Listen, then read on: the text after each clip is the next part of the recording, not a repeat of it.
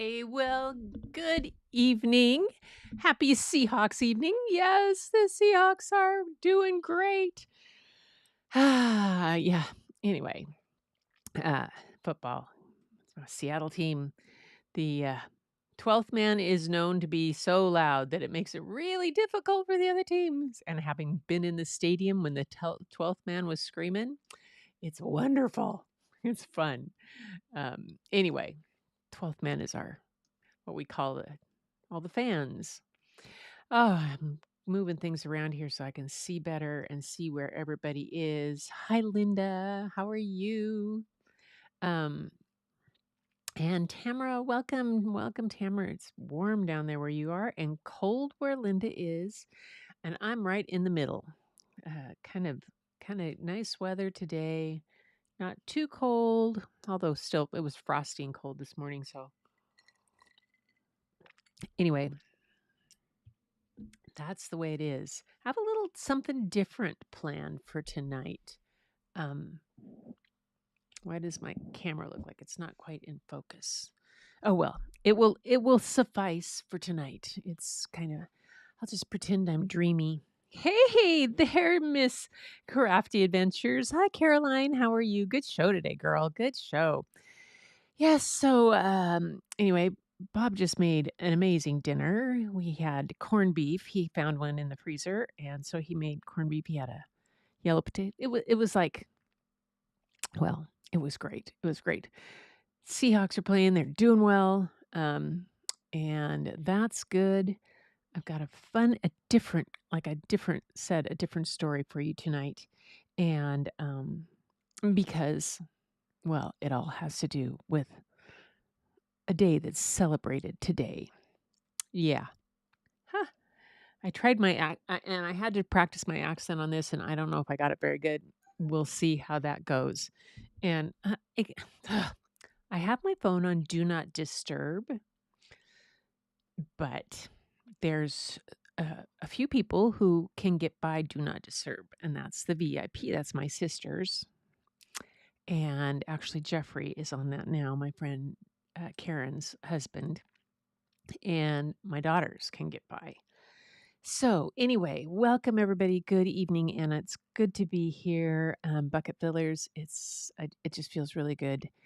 Just to update you guys, so you know, I was not able to go to my friend's house on Friday like I had planned. I got a little message late on Thursday from her husband that she'd had a really hard day, and so they asked for some space together and just at home.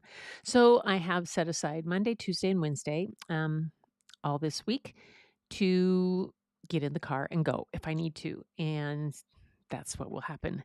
Um, anyway, so we'll see. I'm just planning on being in the car and on my road when Jeffrey buzzes. And Patty, it's all good. I'm on the phone. Never mind. And there's Aubrey. Yay! Hi, Obs. How are you? Girl, I was showing everybody. Was it the snow in your yard?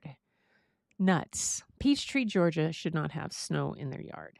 But anyway, we are on to story time tonight. But before we do that, just welcome everybody. Welcome. It is so nice to be here, and it is so nice to be with friends and to be with people all day. It's been I'm a part of a papermancy group. My friend Gray that I do my creative work hour with, and Caroline knows creative work hour because that was Alessandra and Dr. Melanie's group that that's how I met them and brought them to Creator Camp. Anyway, he does this thing on paper crafts and stuff and papermancy and different things. So we have a guild every other week. The guild meets around the hearth and doing paper things.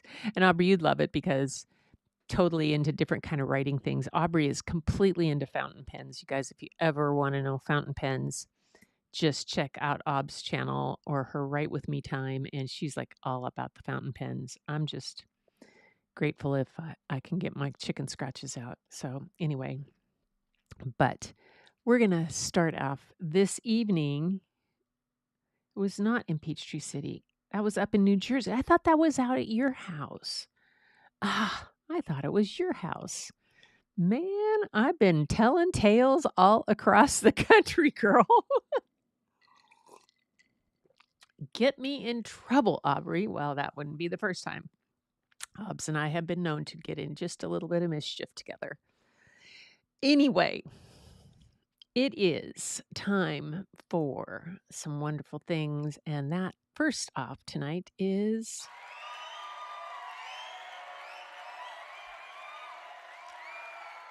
show and tell. So first up, we have Tamara's email, and I put her email up so that you could see it. And where did that camera?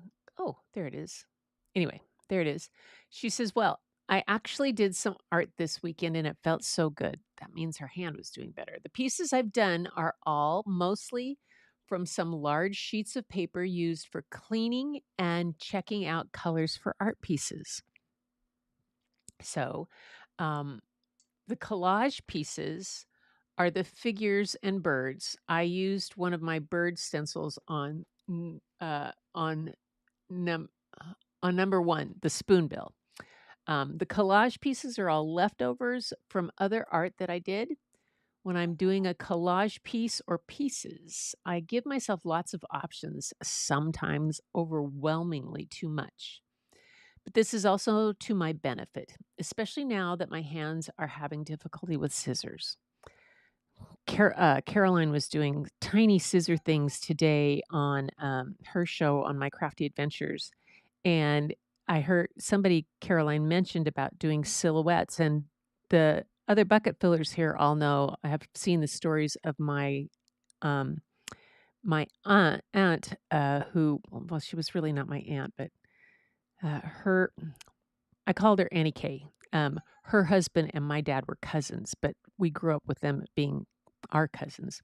She was a master silhouette artist and was known worldwide, but she was also an art teacher in Harrow, Washington, and she used manicure scissors and would freehand silhouette painting cuttings out of black paper and out of and did them like at the county fair and all this kind of stuff. But she also did it worldwide, which was pretty cool. Anyway, sisters, stop. Okay, I'm turning my phone down. Anyway, so that was what reminded me about the scissors and whatnot. So you will know the figures in these art pieces. Gretchen, it felt so good losing myself in my art. Only number one has been pasted. The others are still works in progress. The male blue fairy wren which are some photographs she has, loses his beautiful color until the female is in her season. So you can see the blue boy is changing and losing his colors. I took those photos yesterday, Sunday. Tamara is in Australia, so it's the future for her. So she took them yesterday. Anyway, so now that you've seen her email, I can go to the overlays and cancel this, and I'll go here. Okay, and there is her first one. Now, just how glorious are these? I'm going to switch to camera here. I mean, she does these with using basically her scrap paper that she cleans her brushes off of and tests colors on. I just love them. The spoonbill is gorgeous. Absolutely gorgeous. And then there is the figure that we know so well in the hat. I know the other one is the goddess, but what is this one called that has the hat? Uh I can't remember, Tamara. What you called this one? Um yeah, it doesn't have a name on it. What? Linda, do you remember? I don't remember. Linda might. Linda remembers everything.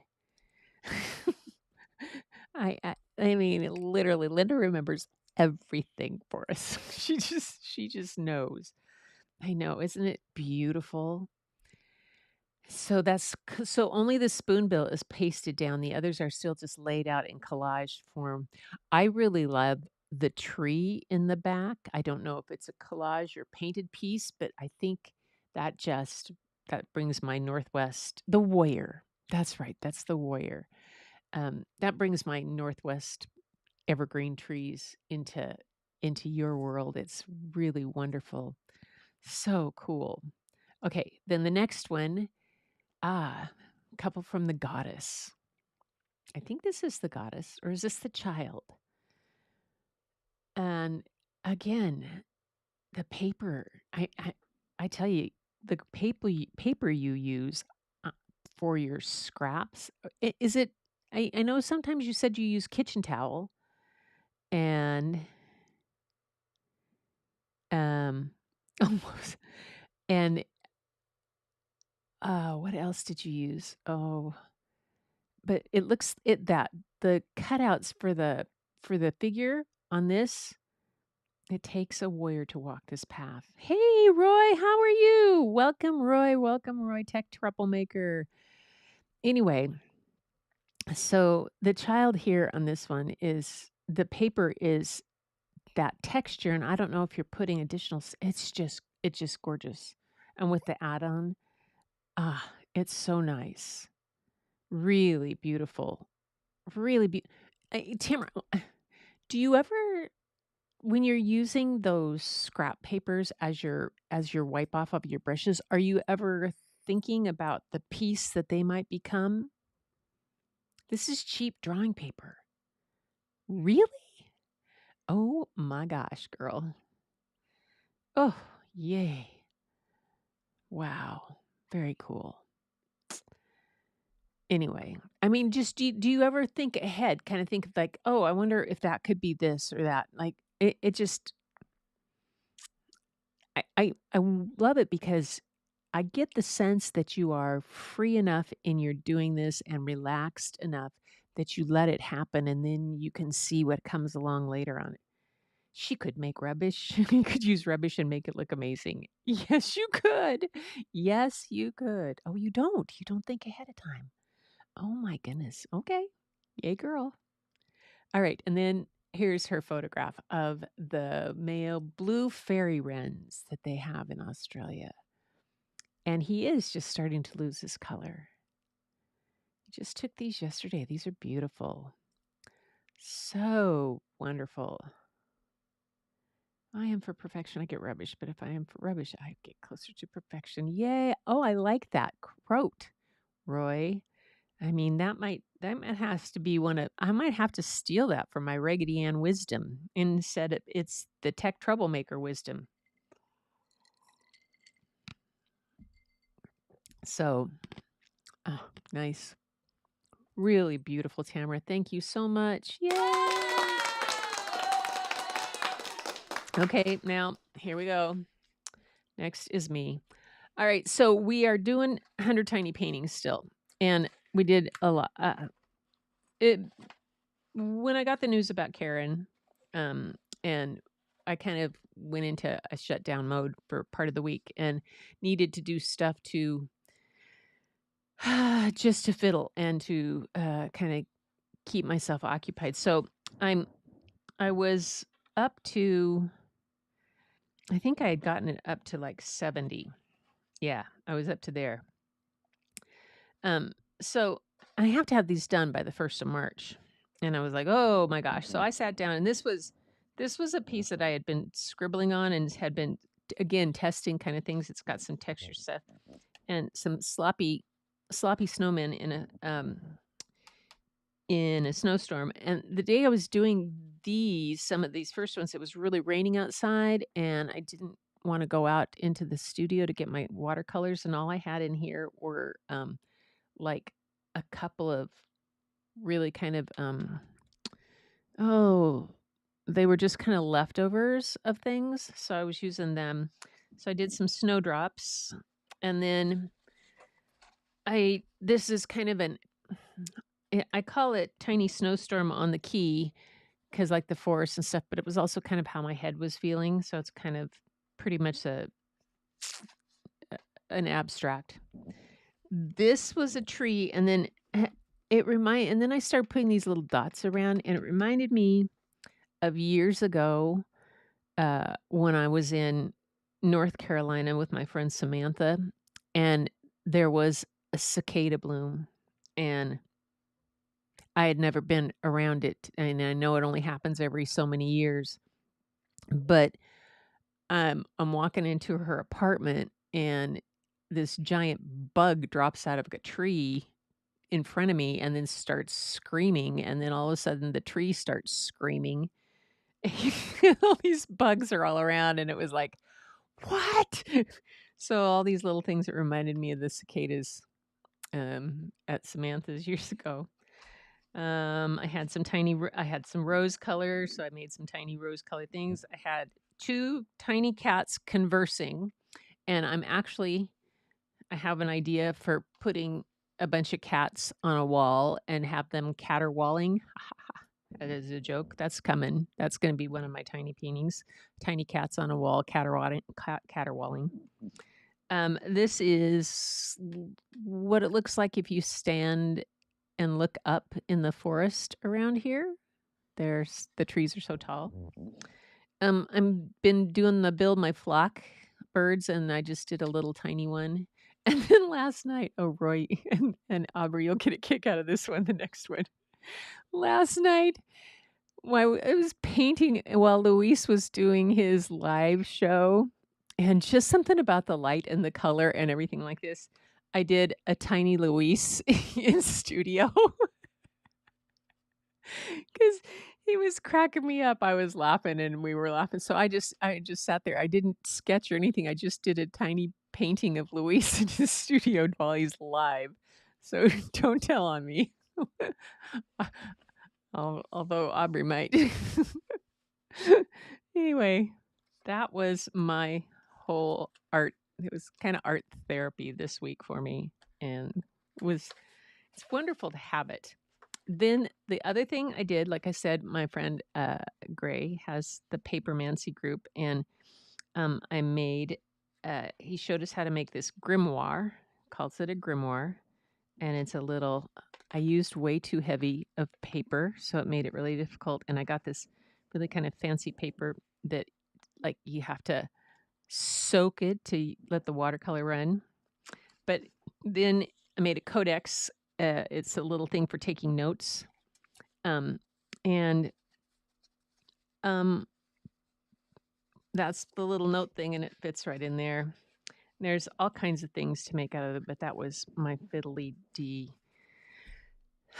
So, I guess the moral of the story is anything that you create or craft and helps you move and think and through and is what you do.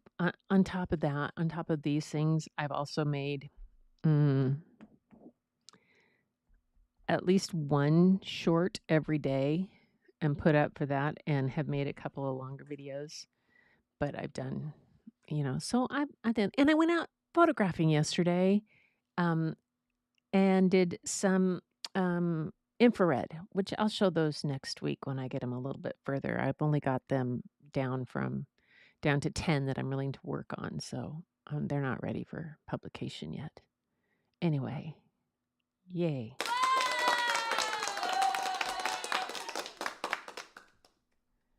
Yeah. All right. I'm glad you like the journey that I'm on. Linda, you've been here since the beginning of it. It's pretty fun. I should get back to a different scene. There, now you can see me. So today for story time, it's a little change, a little different, because this is Burns Supper Day. And when I first saw it, when I looked on the International Calendar Day and it said Burns Supper, I thought, oh, that's right up my alley. That's as if I'm cooking, because I don't cook. It's a health hazard. I'm not even allowed in the kitchen, even when I offer. Most of the time, I have a couple of dishes that I'm really good at making, but I don't enjoy cooking at all, really. Bob loves it. It's his domain. It's his way of expressing his creativity. He loves it. I've spent 50 years training him not to ask me at breakfast what I want for dinner, you know, because I'm just not there yet. Anyway, so today is January 25th is Burns Supper Day. What is Burns Supper Day? Not about cooking. It's not about cooking at all. It is about every year on January 25th, fans of Robert Burns gather together in honor of the famous Scottish poet. This day is popular in the UK, especially among Scottish culture. It's known as Burns Night or Robert Burns Day. It's held every year. He was born January 25th of 1759, and he died July 21st, 1796, at the age of 37. I thought from a heart endocarditis. And so he didn't live very long, but he was very impactful in literature. I studied when I did oral interpretation of literature, and I studied in college. Burns was somebody that we read. He's best known for the poem Auld Lang Syne, and also A Red, Red Rose, um, To a Mouse, and all other things, just wonderful things. So it's always interesting to see how mm, such 18th century poetry, how that comes into now. He's also known for one of his poems calls The Address to Haggis, which is, the national dish of Scotland. And a lot of people eat haggis, I guess, on this day. Uh, I've never been offered the opportunity. Thank you. Haven't been to Scotland. My daughter, Annalena has, and she and Philip went for their 40th birthdays, and Philip got to play golf at St. Andrews, and Annalena got to spend the day in the spa. And then after they were there, they went to Paris for her to go things. But she did bring me back with a Highland cow sweatshirt, or they're called coos, a Highland coo in Scotland. It's not a cow, it's a coo. So I thought that was cool. Anyway, I wasn't into to haggis or anything like that. But the annual event usually consists of haggis, Scotch whiskey, and the poetry of Robert Burns. Well, I didn't have haggis and I didn't have Scotch. I only had Irish cream. So we went that route, which I probably am going to, whatever. It's also customary to recite the address to haggis. Well, I'm not going to do that either. There was too many things, but it had the Friends of Robert Burns Day, and they had, seriously, it's just one of those fun kind of things. So that is what I'm doing tonight. Is I'm doing something that is in honor of Burns Sunday, Burns Supper, and it is this book called To a Mouse, and it's a little bit longer, so I'm only going to do the one. But the illustrations are beautiful. You'll get them in one, and the way it was only on Kindle Unlimited, so the way I have to look at it is read it on my phone, and I'll scram by and let you guys see this the illustrations. But he wrote this in oh gosh, this was written in I think it was 1785 that he wrote this one. I'm thinking. Anyway, and this uses Robert Burns as the kind of the main character in the story, and to help kids learn about. I'll put this up here. What they say. By Robert Burns is a tale woven about the heartfelt words penned by Burns, and it's crafted to help children appreciate and understand the deeper meanings behind his poetry. But what's interesting is that this is based on a real event that he wrote about and how the poem To a Mouse came about, which is, I find, always fascinating. How we get inspiration for our artwork, for our writing, for our stories, for whatever story we're telling. It's amazing where you can find it. So join us as we step back in time to walk alongside Robert Burns in a special tale, seeing the world through his eyes, and perhaps finding a new understanding to his timeless words. And to a mouse. See, look at that. That's like a silhouette type uh, paper cutting right there. I'm not sure I could eat haggis. No thanks so far. Yeah, it's like inside a sheep's stomach and all kinds of weird intestine and heart and liver and ugh, you know. Ah, yeah, Scottish festivals are fun. My niece is married to is a McPherson, and his kilt for their wedding cost more than her dress. Yeah. So this is To a Mouse. There we go.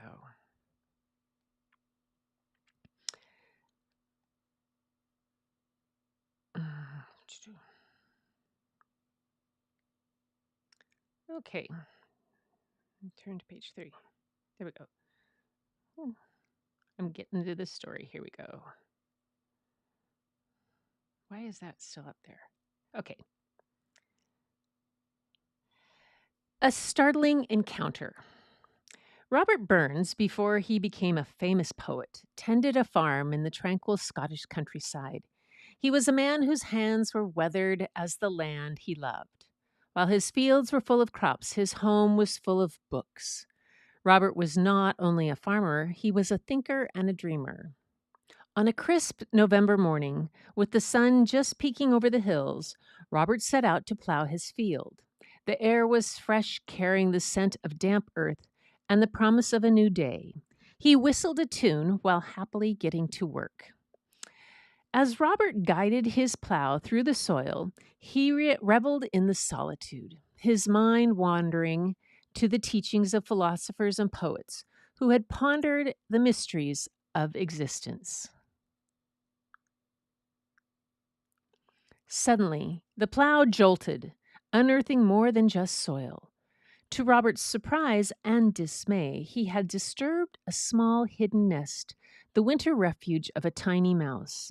The wee creature scampered out, its eyes wide with panic, its tiny heart pounding like a drum. "Ah, wee timorous beastie," Robert murmured, watching the mouse's frantic movement. The sight struck a chord in his heart. He bent down, observing the remains of the tiny home he had unwittingly destroyed. "Ah, what's a panic in thy breastie?"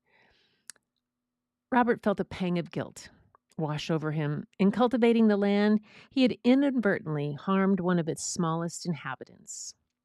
He knew the mouse was just trying to survive, much like himself. With its small, crafty eyes and quivering whiskers, the mouse looked up at Robert for a moment before darting away under a hedge. In that brief encounter, Robert saw a reflection of life's fragility and unpredictability. Robert stood up, dusting his hands, his mind buzzing with thoughts. This unexpected meeting had upset him. He understood that to the mouse, he was a terrifying giant, an unforeseen disaster, reshaping its world without notice.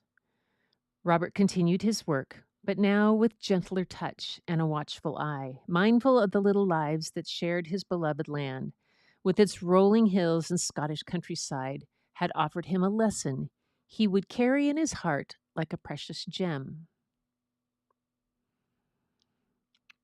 The Apology. As Robert resumed his work on the field, the image of the startled mouse lingered in his thoughts. The sun climbed higher, casting a warm glow over the land, but a sense of responsibility shadowed Robert's heart. He couldn't shake off the feeling that he, a man of the land, had somehow failed in his unspoken duty to protect all of its inhabitants. Pausing his work, Robert leaned on his plow, gazing at the disturbed earth where the mouse's nest once lay. He felt a deep connection to this tiny creature, a fellow mortal. With a solemn step, Robert approached the spot where the nest had been. He knelt, his rough hands gently touching the scattered ruins. Speaking softly as if the mouse could still hear him, he began his heartfelt apology. "Ye wee cowering beastie," he began, his voice tinged with the gentle Scottish burr. "I'm truly sorry for what I done. Man's dominion has indeed broken nature's social union, and I, in my carelessness, have just added to it. Mankind has upset the fragile balance of nature with his progress, and Robert had contributed to that by destroying the mouse's home with his plough. As your poor earthbound companion, I wish ye no harm. Ye needn't run away in such haste next time." Robert continued, hoping his words would somehow bridge the gap between his world and that of the mouse. "I doubt not ye might sometimes take a grain or two from my field," Robert said, smiling faintly. "What then? Poor little beastie, ye might live. An odd ear in 24 sheaves is a small request. I'll get a blessing with what's left, and never miss it." Robert understood that the survival of the mouse, taking what it needed from the vast bounty of nature, was a simple fact of life, not a moral failing. Robert stood up, his apology to the unseen mouse hanging in the air like a whispered prayer. He knew that his words were more for himself than for the mouse, a vow to be more mindful and more respectful of the small lives that shared his land. Feeling a subtle shift within him, he returned to his plow. He was no longer just a farmer working his land, but a guardian, a humble steward of a larger interconnected world.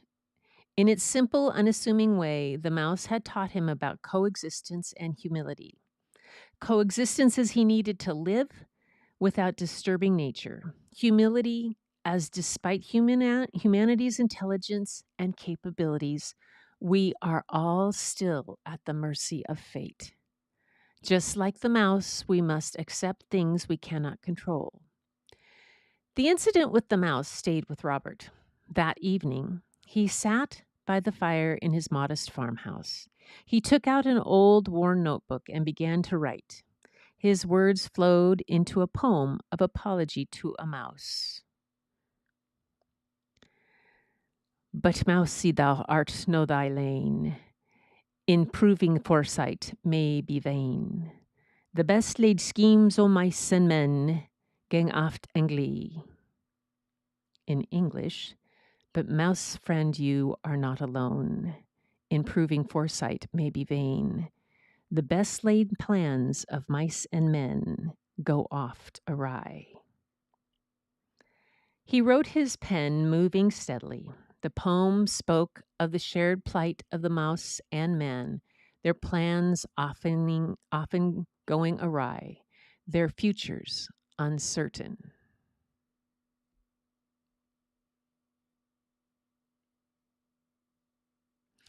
Robert's poem, "To a Mouse," soon spread among his neighbors and beyond. It resonated with many, reminding them of the delicate balance of life and the unexpected turns it could take. The poor mouse's winter plans were ruined by an unexpected event, just as men's plans are often ruined by unexpected events, such as floods, fires, or earthquakes.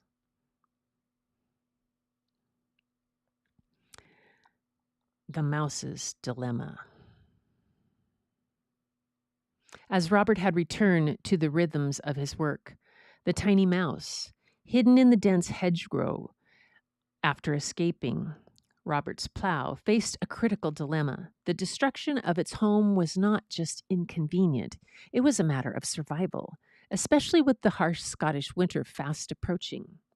Small and vulnerable, the mouse scurried through the undergrowth, its mind racing with fear and uncertainty. The world, once familiar and safe, now seemed vast and intimidating. The need for a new shelter was urgent, But where could such a place be found? The mouse paused in the cool shade of the bracken, its tiny heart pounding fiercely. During the summer before harvest, the fields had been full of warmth and security. Now the fields lay bare and exposed and without material for its reconstruct its home. The mouse knew it had to venture beyond its familiar territories into the unknown. It began its search cautiously, moving through the thickets and over the damp soil. Every rustle of leaves, every shadow cast by passing clouds sent shiver down its spine. The mouse understood the rules of nature all too well. The constant dance between predator and prey.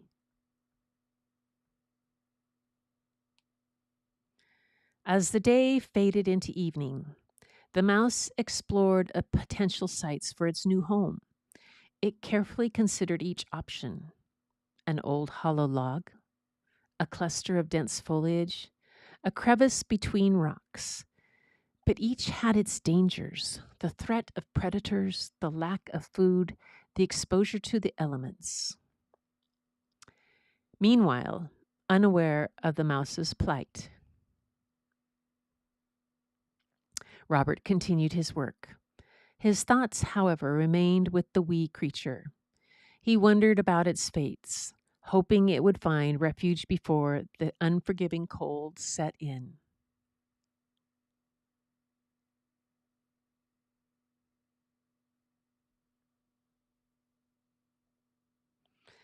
The mouse pressed on. By instinct and a will to survive, it knew that finding a new home was not just about shelter. It was about creating a sanctuary where it could live, gather food, and perhaps raise a new litter of pups. As the stars began to twinkle in the twilight, the mouse discovered a promising spot near the edge of the field. It was a small depression under the tuft of grass, sheltered from the wind and hidden from the prying eyes of predators.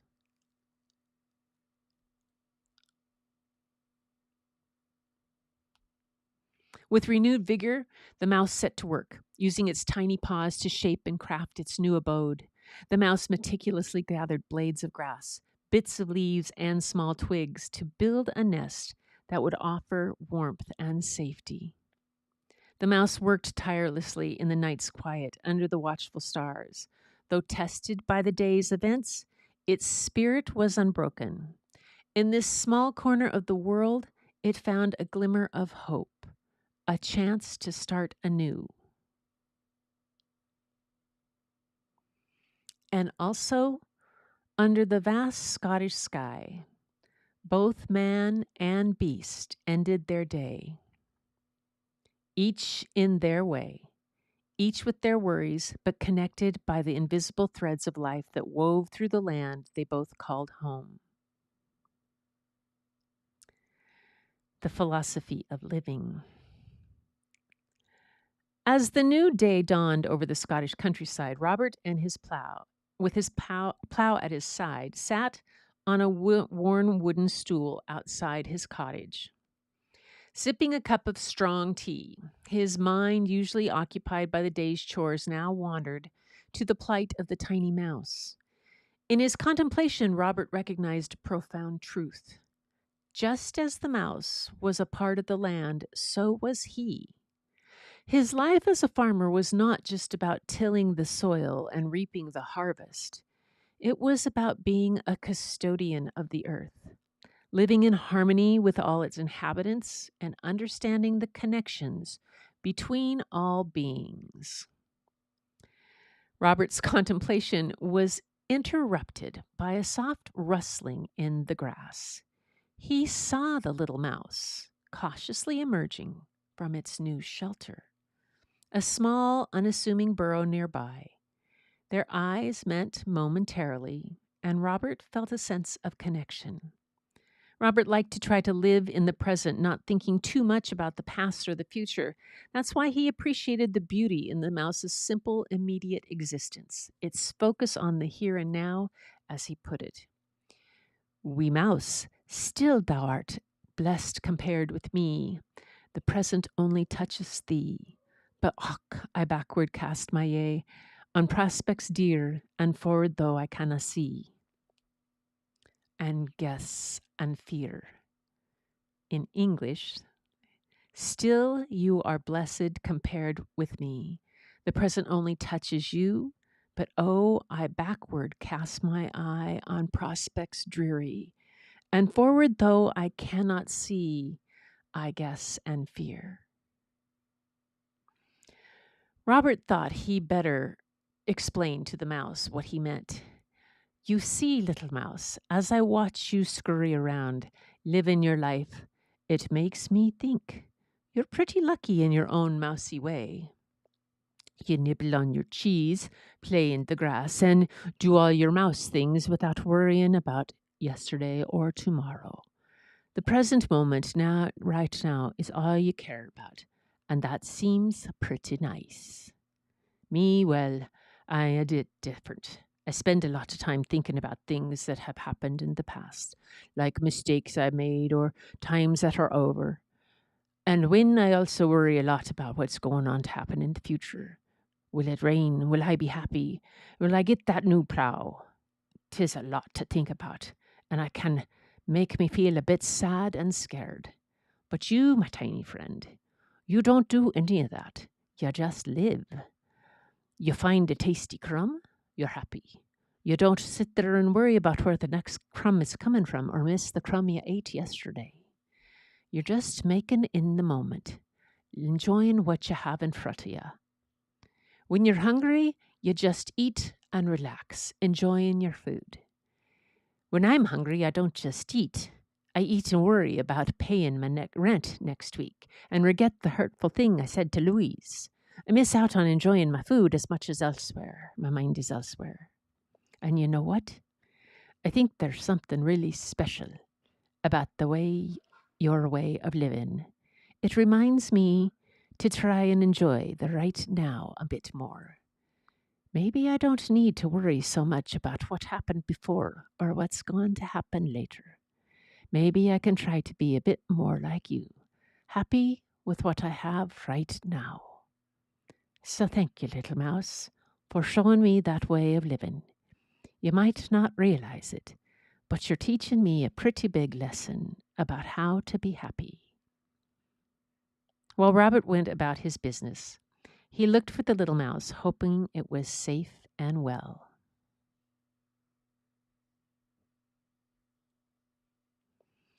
Winter's approach. As the days shortened and the Scottish landscape began to don its wintry cloak, Robert observed the subtle changes around his farm. The trees had shed their leaves, revealing bare branches against the gray sky, and the once green fields turned to a palette of golds and browns. Winter was approaching, a time of hardship and endurance for all creatures great and small. Robert, well versed in the ways of the land, knew the challenges ahead. The dropping temperatures and biting winds were signs of tough times ahead. He busied himself with preparations, harvesting and storing the last of his crops, sheltering his animals, and fortifying his cottage against the elements. Meanwhile, the little mouse, now settled in its new abode, was also preparing for a harsh winter, gathering food tirelessly, storing seeds and scraps in hidden caches within its new burrow. The mouse's instinct for survival drove it to work from dusk to dawn, aware that the coming months would offer little sustenance. In his daily rounds, Robert often paused by the spot where he knew the mouse's new home lay. And bleak December's winds are coming both bitter and keen, he muttered. Robert's thoughts often turned to the mouse as winter set in, blanketing the countryside in snow and ice. He hoped the small provisions he had scattered near the mouse's burrow would help it survive long, cold months. In these small acts of kindness, Robert found a sense of fulfillment, a feeling that he was contributing, doing both good by helping his tiny neighbor. The mouse, meanwhile, continued its daily return, unaware of Robert's concern, but driven by the same instinct to endure and survive. Robert felt a deep sense of peace as he watched the snow fall gently outside his window. In the quiet of the Scottish winter, with the land asleep under a blanket of white, there was a beauty and harshness, a reminder of the cycle of the seasons of life and survival that he and the mouse and all living things were part of.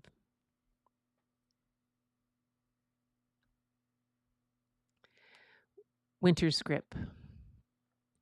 With winter firmly gripping the Scottish countryside, Robert's farm lay quiet under a thick blanket of snow. The once bustling fields were now serene and still, save for the occasional whisper of the cold wind inside his cozy cottage. Robert found more time for reflection, his thoughts often turning to the natural world outside his window and its inhabitants braving the winter. One chilly morning, as Robert scattered seeds for the birds, he noticed the tiny tracks of the mouse leading to and from its burrow. The sight filled him with a sense of happiness and companionship. Here was a fellow mortal sharing his land, struggles, and joy. Robert realized their lives were intertwined, a coexistence requiring understanding and respect. He began leaving more small bits of food near the mouse's burrow, seeds, scraps from his table, anything that would help the little creature through the winter. It was a small gesture, but for Robert, it symbolized a deeper commitment to living in harmony with all creatures. In its daily foraging, the mouse discovered these unexpected gifts. Though it could not know where they came from, it accepted them gratefully. The additional food helped greatly, easing the struggle for survival during the harsh winter months where little food was to be found. As winter wore on, Robert often caught glimpses of the mouse darting in and out of its burrow. Each sighting reminded him of the unspoken bond they shared.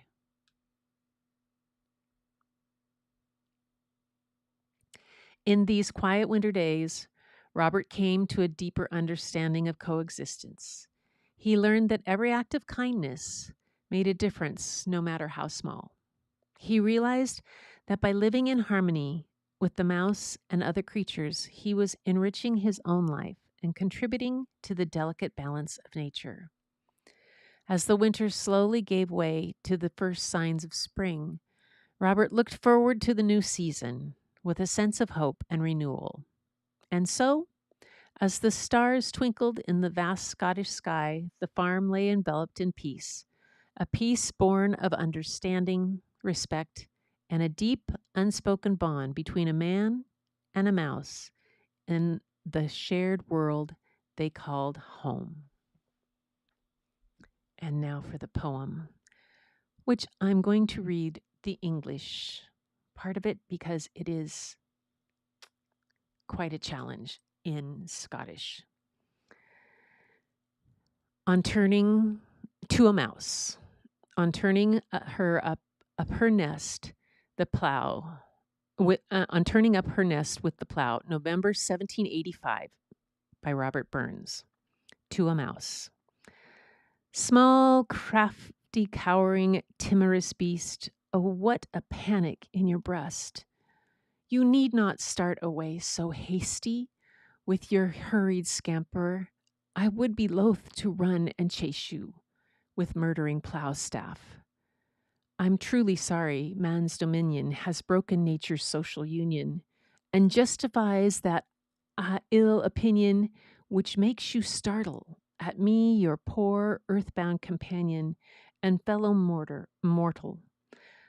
I doubt not sometimes, but you may thieve. What then? Poor little beast, you must live.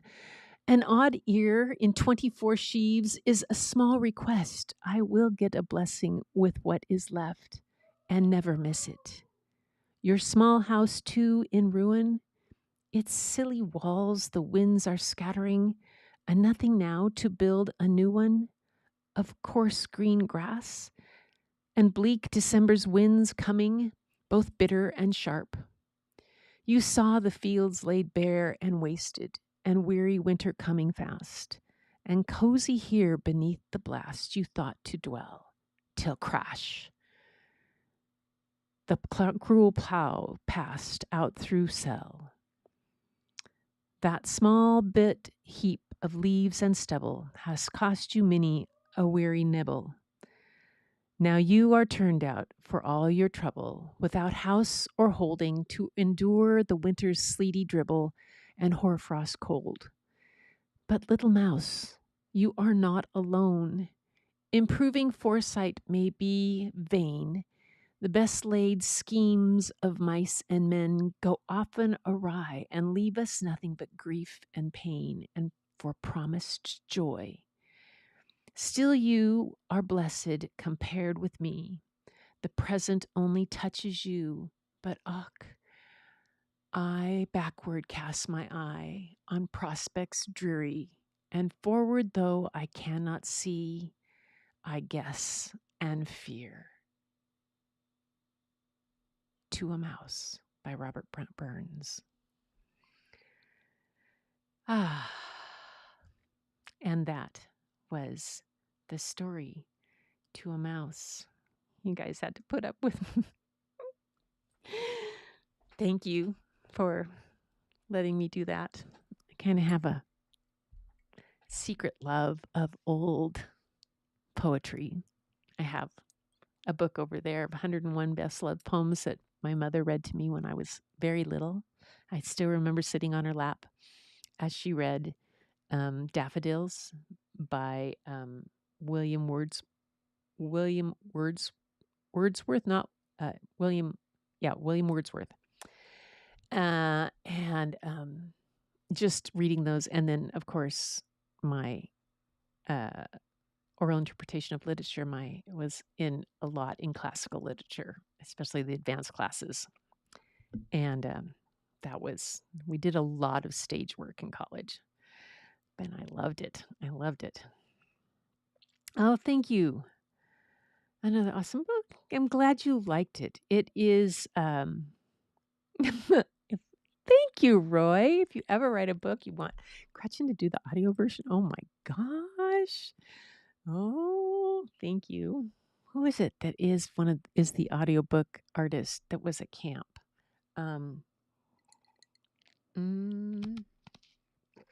Pink hair. Lives in California. Drives a Rivian. Oh, she was just on my feed too. I can't remember. Anyway, so that was the book for tonight. And upstairs, I hear Bob hooting and yaying with the Seahawks. They're obviously doing something right because he's hooting and yaying. What are they ahead? We're going to the Super Bowl. We won. The Seahawks are going to the Super Bowl. Oh, yahoo! Oh my gosh. Yeah. Yay. Oh, okay. Anyway, back to this. I'm glad. I'm just looking back on what you guys said. Got back to no haggis for Roy. I agree. And it looks almost like David Bowie. The way the illustrations were done. Yeah, kind of. And I did. I went to see the movie Labyrinth because it was the 40th anniversary of Labyrinth, and they had it in theaters again. They had a digital remaster, and David Bowie, of course, is in Labyrinth, and so that was fun. The mice around here don't look that cute. I know the mice on our orchard never look that cute. I don't think my dad would have agreed with Robert Burns' discussion about mice because mice ate the roots of the trees. He didn't like that. Yeah, I'm glad you like the accents. The Scottish accent is difficult. Irish is very easy for me to drop into. You know, Mrs. Shepherdcon will pop in on St. Patrick's Day and kick me out of the storytelling, and you know, because I'll get a wee bit cranky and she'll have to come and take over for me.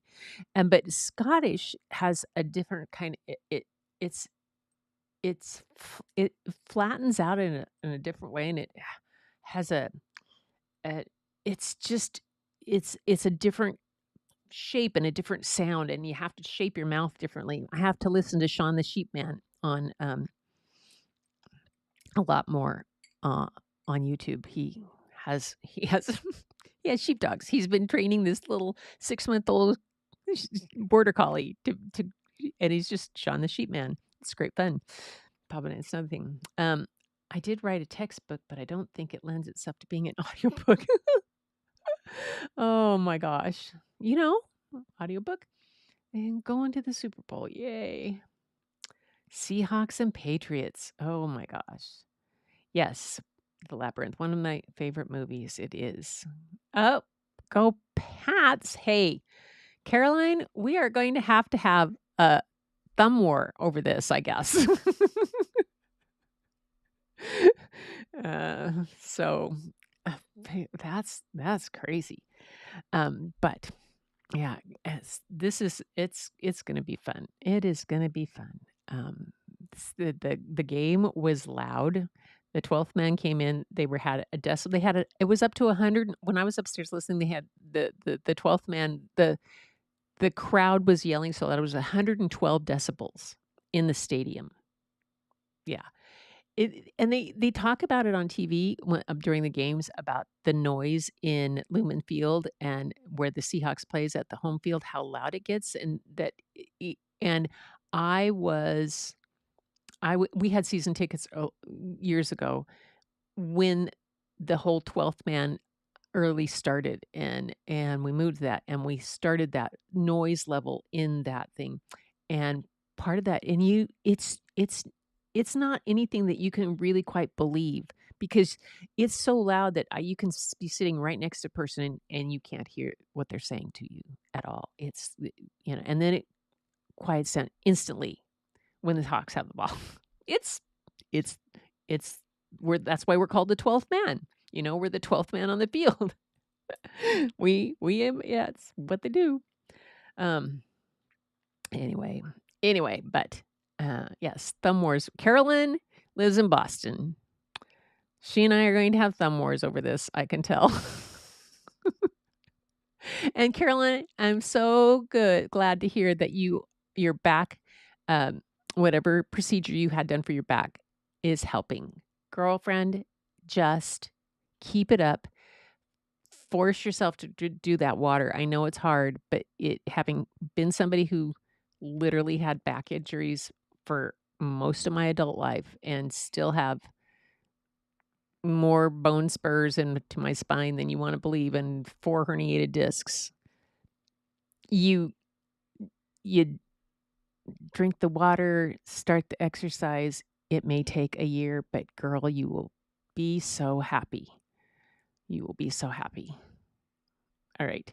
And we'll just have to walk together. Just get on the phone and walk together. Roy, thanks for being here. Aubrey, thanks for being here.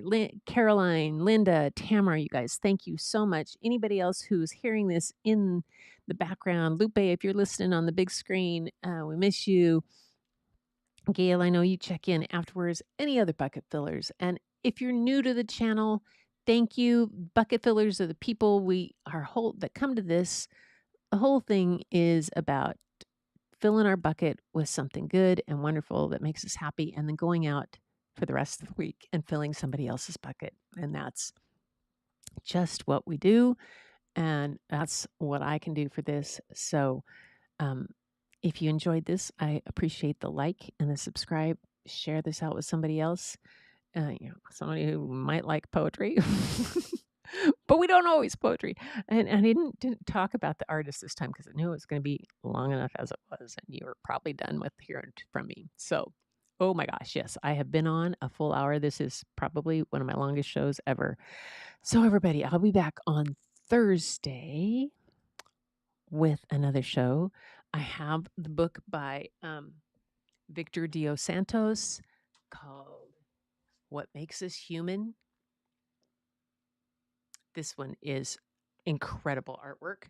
And I have another one and another book about Emily Smythe, who was a British in the 1700s. She was a composer of the suffragette song, and she was a big she was a female composer who knew Tchaikovsky and all these people, and did several operas, but had to do them under a man's name, under her initials, because they wouldn't play them if they were done by a woman. Yeah, we'll have a talk about that. Anyway, until then, everybody, thank you so much for being here. Thanks for making the evening wonderful, and let me share this beautiful work of Robert Burns. Go out and find one of his other poems and read something about him.